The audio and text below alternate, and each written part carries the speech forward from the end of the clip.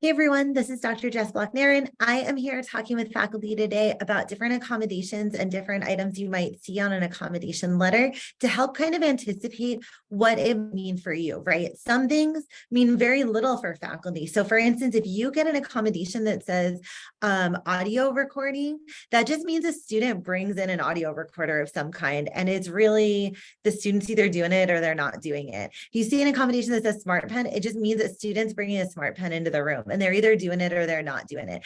However, if you see an accommodation that says sign glasses or interpreter, we need you for a couple things just to make sure that everything shakes hands and that everything and everyone gets what they need and where they need it. Okay.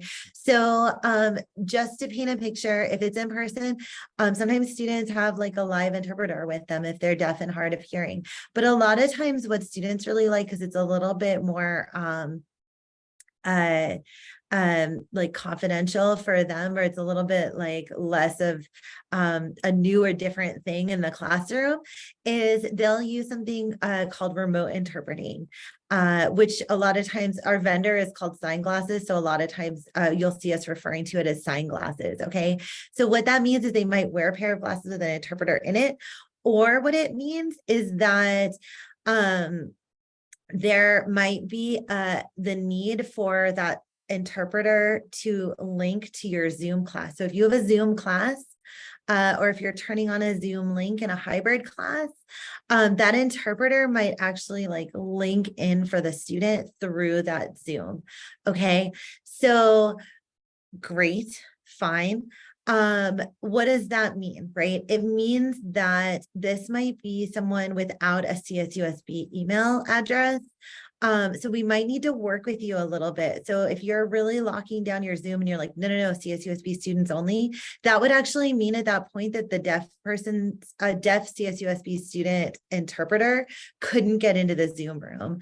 And I have seen that happen, and we'll talk with you and we'll work with you, and we can connect you with ATI and instructional designers, and we can get all of your settings all dialed and taken care of. We just ask that you approach anything that's coming up for you with an open mind and an open heart. It really is because we typically with a deaf service, such as an interpreter, it's because we have a deaf student who can't actually access your instructional and course materials unless their interpreter is there. So that's important, right? I mean, otherwise, they're not getting what everyone else might be getting in your class. So watch for our emails if you can.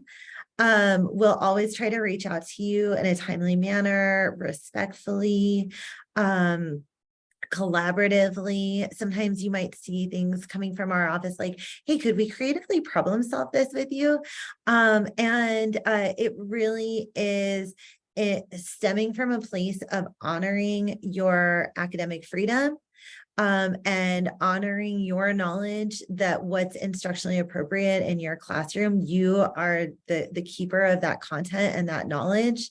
And also, how could every student with and without disabilities, truly and deeply benefit from that knowledge that you're going to impart, right? How could each student get to the table with the amazing learning and knowledge and expertise that you're going to be sharing with them at that table? So when you see interpreting, it might be, you might see sign glasses. It might mean that someone needs to link into your Zoom. It might be that there is an interpreter in the classroom with the student. If you see that accommodation and neither of those are happening, talk to us early, and we'll try to talk to you early as well. We want to make sure that a student with interpreting services gets all of the amazing things that you're offering. So I'll stop it there for now. If you have any questions, you can always reach out to our office by email, ssd@csusb.edu. Thanks so much.